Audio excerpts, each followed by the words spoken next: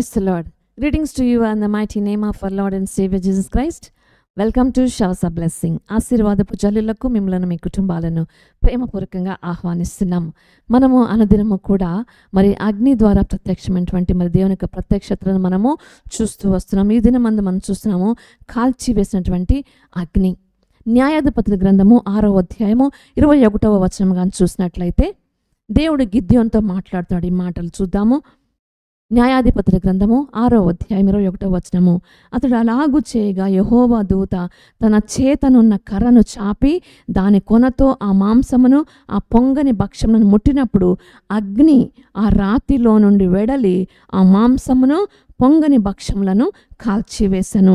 అంతటా యెహోవా దూత అతనికి అదృశ్యమయ్యను. దేవుడు ఈ వాక్యము దీవించును గాక. Judges 6 chapter 21st verse. Then the angel of the Lord put forth the end of the staff that was in his hand and touched the flesh and the unleavened cakes, and there rose a fire out of the rock and consumed the flesh and the unleavened cakes. Then the angel of the Lord departed out of his sight. May the Lord bless this word.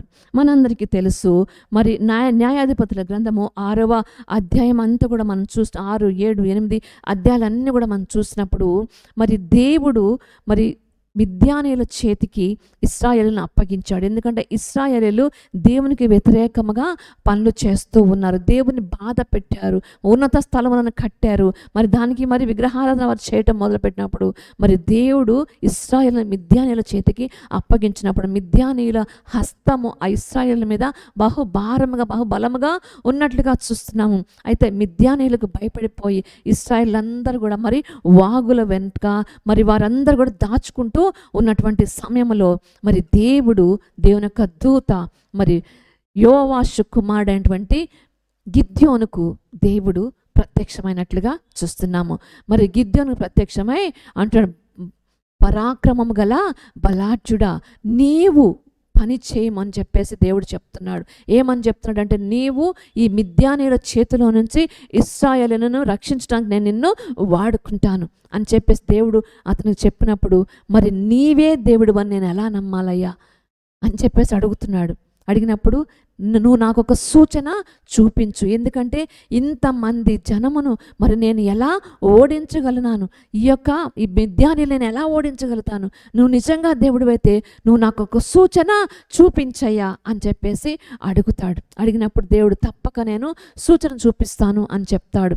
అప్పుడు గిద్యోను అంటాడు, నేను నీకు ఆహారం తెచ్చి మరి బలి అక్కడ పెట్టిన లోపలికి వెళ్ళి మరి ఆహారం తీసుకొని వచ్చి మాంసం తీసుకొని వచ్చి మరి బలి అక్కడ మరి పెట్టేంత వరకు కూడా నువ్వు ఇక్కడి నుంచి వెళ్ళొద్దు, నువ్వు ఇక్కడే ఉండమని చెప్పేసి అన్నప్పుడు మరి సరే నువ్వు వెళ్ళి రమ్మన్నప్పుడు ఆ తర్వాత మరి అప్పుడు వెళ్ళి అతడు అలాగూ చేయగా ఏం చేశాడంటే అతడు మరి లోపలికి వెళ్ళి మరి మేకను వధించి ఆ యొక్క మాంసమును పొంగన రొట్టెలను తీసుకొని వచ్చి ఆ యొక్క బలిపీఠం మీద పెట్టినప్పుడు 21వ వచనము.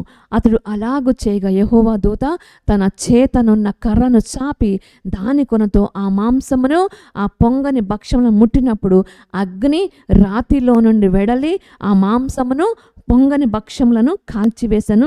అంతటా యెహోవా దూత అతనికి అదృశ్యమాయను. యెహోవా దూత అతనికి అదృశ్యమాయడంట. మరి ఆ యొక్క రాతి మీద పెట్టబడినటువంటి ఆ యొక్క మాంసము రొట్టెలు ఆ యొక్క కర్ర కొన అక్కడ దానికి మరి అంటించిన వెంటనే ఆ రాతిలో నుండే మరి అగ్ని వచ్చి దానిని దహించి వేసినట్లుగా చూస్తున్నాం. 22వ వచనంలో గిద్యోను ఆయన యెహోవా దూత అని తెలుసుకొని ఆహాహా నా ఏలినవాడా యెహోవా, ఇందుకే కదా నేను ముఖాముఖిగా యెహోవా దూతను చూచితిని అనుకొనెను. హల్లెలూయా. చూడండి మరి దేవుడు ఆ విధంగా ప్రత్యక్షమయ్యాడు.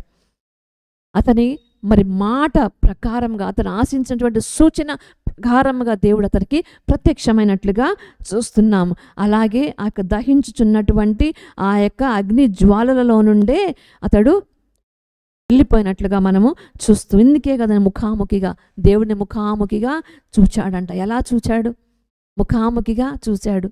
ఆ దేవుని యొక్క దూత ఆ యొక్క బలిని దహించి వేసినట్లుగా చూస్తున్నాము. ఒక కర్ర కొన అక్కడ పెట్టినప్పుడు మరి ఆ యొక్క రాతిలో నుండే వచ్చింది. హల్లెలూయా.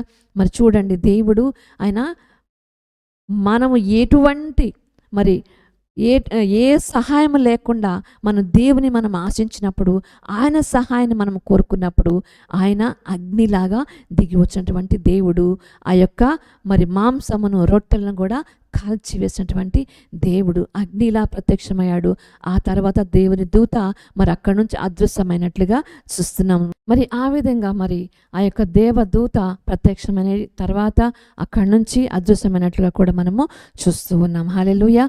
ఆ విధంగా గిద్యోనుకు దేవుడు తను తాను ప్రత్యక్షపరచుకున్నాడు. అగ్ని జ్వాల ద్వారా తను తాను ప్రత్యక్షపరచుకున్నట్లుగా చూస్తున్నాము. ఆ విధంగా మన జీవితంలో కూడా దేవుని సూచనను అడిగినప్పుడు అనేక సార్లు వాగ్దానము ఆయన చేస్తుంటున్నాడు. అలాగే హిజ్కియా కూడా వాగ్దానం చేశాడు. ఆయన కూడా సూచన చూపించాడు. మన జీవితంలో కూడా దేవుడు సూచనను చూపించేటువంటి దేవుడిగా ఉంటాడు. దేవుడి వాక్యమును దీవించుగాక. ప్రార్థన చేసుకుందాం.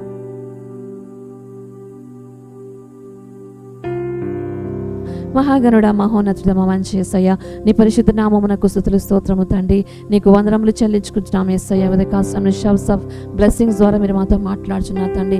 కాల్చి వేసినటువంటి అగ్ని వలె ప్రభనా తండ్రి, నీవు గిద్యోనుకు ప్రత్యక్షమయ్యావు దేవా. నీకు వందనములు ప్రభనా తండ్రి. ఒక సూచనను అడిగాడు. నువ్వు దేవుడి అని నేను ఎలా తెలుసుకోవాలి అని ఒక సూచనను అడిగినప్పుడు ప్రభనా తండ్రి, తను ఏదైతే కోరుకున్నాడో ఆ విధంగా ప్రత్యక్షమయ్యి అక్కడ వేచి ఉండి ఆ బలిని దహించి వేసి కాల్చి వేసినటువంటి దేవుడు నాయన. ఆ విధంగా ప్రత్యక్షపరచుకున్నావు. మా జీవితంలో కూడా మీరు మమ్మల్ని ప్రత్యక్షపరిచేటువంటి దేవుడు అని ప్రభా. నువ్వు మాకు నా తండ్రి సహాయం చేసేటువంటి దేవుడు అని, మాకు ప్రార్థన ఆలకించేటువంటి వాడు అని నీకే స్తుతులు స్తోత్రము తండ్రి. నీకు వందనములు చెల్లించుకొంచు యేసు అతి పరిశుద్ధ నామములో ప్రార్థించి వేడుకొంచున్నాం తండ్రి.